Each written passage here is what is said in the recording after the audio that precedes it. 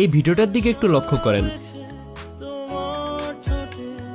এবার একটু লক্ষ্য করেন, কি বড় না? এটা হাতের জাদু। এই হাতের জাদুর উপরে আজকে একটা ভিডিও বানাবো। তো আপনারা যারা অ্যাক্টিভ অডিয়েন্স আছেন তারা কানে হেডফোন লাগিয়ে চ্যানেলটা সাবস্ক্রাইব করে তাড়াতাড়ি বসে পড়েন। তো শুরু করা যাক। গরু দিয়ে থাকে দুধ আমাদের, বাচ্চা দিয়ে থাকে ছাগি, টিকটক দিয়ে থাকে বিনোদন আমাদের, সাথে দিয়ে থাকে ম্যাগি। আর এই ম্যাগিদের কিনা এক এক সময় এক এক রকম রূপ। কোনো সময় তারা পানো স্টার, তো কোনো সময় তারা চুপ থাকে। তারা স্বার্থের জন্য যখন ভিউজ হয়ে যায় তাদের শর্ট, 2-3টা ধার্মিক ভিডিও বানায় মার্কেট কাঁপায় ভিউজ নিয়ে নেয় ঝটপট। আবার মার্কেট শেষে শয়তান আবার ফিরে যায় তার ঘরে। এমন কোনো বডি পার্টস বাদ দেয় না তার যেটা দেখে ব্যবসা সে না করে। আমি বলি কি, এইসব মেয়েদের বিয়ে করবে কি? বিয়ের আগেই তো এদের সবকিছু কেসে ফুলে। স্মার্টনেসের দোষণে ম্যাগি হয়ে গিয়া হাতের তীব্র আন্দোলনে কুদু ফেলিয়েছে ঝুলে। তবু অহংকার তাদের কমে না ভাই, দেখায় এমন বাহার। টিকটক এদের বাপের সম্পত্তি আর সিউ সাহেব চাচা লাগে তাহার। তবে সমস্যা নাই ভাই, চাচা লাগুক আর বাপ লাগুক দুইটারই মোরা দিব আজকে ভরে। মুখে কথা কম, আজ কাজ হবে বেশি আর আওয়াজটা হবে একটু বেশি জোরে।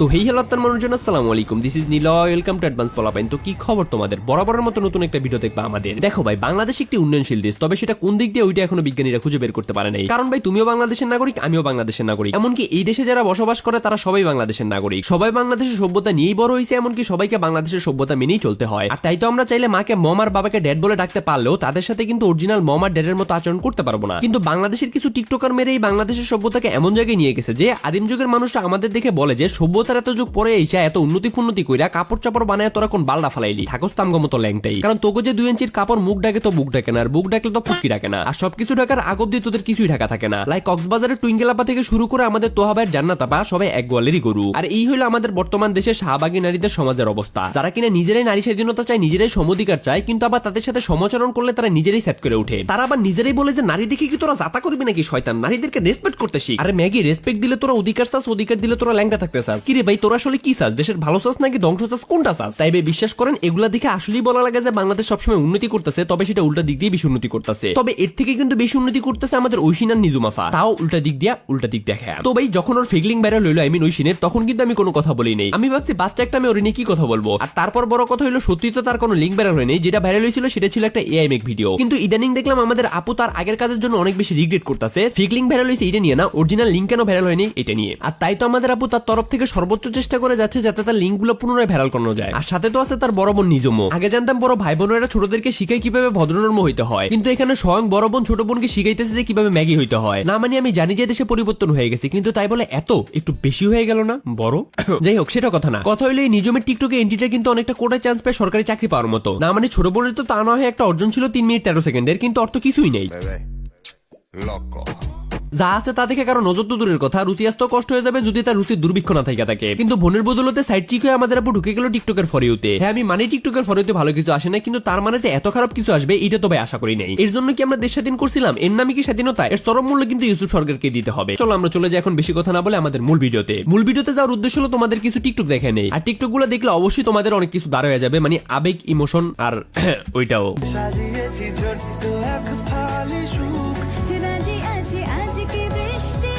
বাহ, বৃষ্টিতে বিলাস হচ্ছে, আকাশ থেকে পড়ছে পানি, কিন্তু মাঝখানে ঐশিনের নাচ দেখে কতজনের ভিজে যাচ্ছে কি না জানি। ঠিকই আছে, আরো তো শহরে ওয়াইফাই, ধরাই দাও হাতে ফোন। এখন যারাতে ফোন আছে তার কি আর ফোন দেখানোর জন্য অন্য জায়গায় যাওয়া লাগে? আগে না হয় টেকনোলজিটা তো উন্নতি ছিল না, তাই মেরুবি ব্যবসায়ীদের টাকা কামানোর জন্য বাইরে যাওয়া লাগতো কিংবা কক্সবাজার থেকে ঘুরে আসা লাগতো। কিন্তু না, এখন যুগ পাল্টেছে, এসেছে দেশে পরিবর্তন। 18 কোটি মানুষের হাতে এখন 19 কোটি ফোন। এখন ফোনের মাধ্যমে সবকিছু হয়ে যায়। তাই তো তার আগে করে টাকা নিত, এখন তারা দেখে টাকা নেয়। আই মিন বৃষ্টিতে নাচ আর কি, নাচ আর সাথে ওইটাও।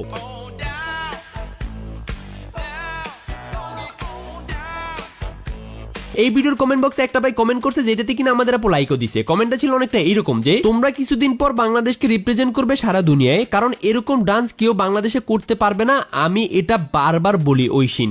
ঠিকই বলছেন ভাই, আপনি ঠিকই বলছেন ভাই, চাইলেও কেউ এরকম ডান্স করতে পারবে না। কারণ এত ছোট বয়সে এত বড় ম্যাগি হওয়া কিন্তু চারটিখানি মুখের কথা না, আর এত বড় বড় মন বানানো কিন্তু খুব সহজ কিছু না। এর জন্য লেগে গেছে কয়েকশো হাতের পরিশ্রম, কয়েক বছরের শ্রম আর ভরপুর নির্লজ্জতা। আর যে সবগুলা কিনা একসাথে একটা মানুষের ভিতরে থাকতে পারে না, কোনো কুত্তে বিলাই বাদে। তাই ভাই আপনি রাইট, একদম রাইট। আমার বয়ম ফাঁকি হয় নানের ফুটকি হয়।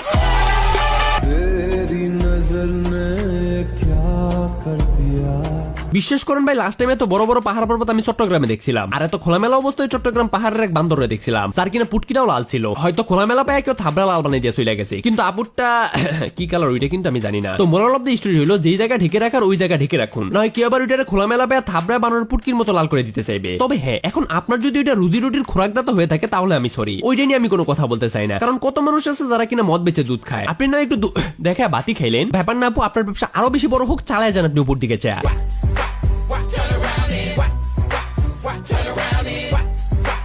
এ ভাই, এই যে কি দেখলা, ডান্স? ডান্স না, তুমি তো ভাই ডান্স দেখার লোক না। প্যারা নাই, তুমি যেটা দেখছো ওইটি আমি দেখছি, আমরা একই লোক। চিল, চলো নেক্সট ভিডিওতে যাই। চল না সুজন মিলে দুজন নীল আকাশে ভাসি।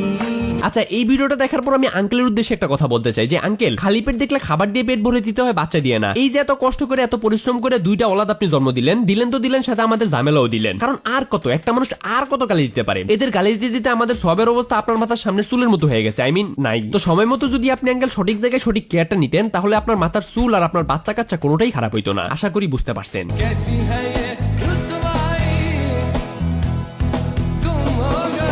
এই হলো আরেকখান কি ম্যাগি। ছোটটা তো না হয় ছোটই আছে, কিন্তু এটা বড় হয়ে আরো বেশি বড় হয়ে গেছে, ম্যাগির দিক দিয়া। ভাই তুমি যদি টিকটক ভিডিওগুলো দেখো তাহলে তুমি নিজে বুঝতে পারবা যে ওর বডির সর্বোচ্চ উঁচু দিকটা বারবার দেখানোর ট্রাই করে শুধুমাত্র ভিউজ নেওয়ার জন্য। মানে ভাই সচরাচর আমি রেসিস্ট না, এমনকি আমি কারো ফেস বা বডি নিয়ে কথা বলতে পছন্দ করি না, কিন্তু ও যে কাজগুলো করে, যেমন ভিডিওগুলো ও বানায়, তোমার কি মনে হয় ওই দুইটা জিনিস বাদে অন্য কোনো দিক দিয়ে ভিডিওগুলো কেউ দেখতে আসবে কিংবা কেউ দেখবে? যদি কারো এখন তো রুচিবোধের সমস্যা না থেকে থাকে তাহলে অবশ্যই কেউ দেখতে আসবে না। আর তাই তো এই বেয়াদবের বাচ্চা ওর ভিডিওতে ওই দুইটা জিনিসই বারবার দেখায় যখন কিনা ওর ভিউজের শর্ট পড়ে। এই দেখো তার আরেকটা ডেমো দেখো, একবার ওই ক্যামেরাটা ধরতে কই। ইটি বাই টেকনিক, হ্যাঁ ভাই, ইটি ওগো ভিউজ নেওয়ার টেকনিক। কারণ ভাই ওরা খুব ভালো মতোই জানে যে ওদের ভিডিওতে কন্টেন্টের কম নাই, কিন্তু ওদের অডিয়েন্স গুলো আসলে কি চায়। এখন তার অডিয়েন্স গুলো আসলে যা চায় তা দেখাই সে আটকে রাখে ভাই। আর আরেকটা জিনিস যদি তুমি খেয়াল করো তাহলে তুমি দেখবা এই খারাপ ভিডিওগুলোর অধিকাংশ কমেন্ট বক্সে কিন্তু অফ থাকে, আর সে এটা জেনে শুনেই রাখে। কারণ তার তো দরকার ভিউজ, মানুষের মতামত সে চষেও না, চষার মধ্যে সে শুধু মানুষের ওইটাই চষে। তাই সে খারাপ ভিডিওগুলো ডিলিট না করে ওইটার কমেন্ট বক্স অফ করে দেয়, যাতে পুরো ভিডিওটা তুমি ঠিকই দেখো, শুধু মতামত না রাখো।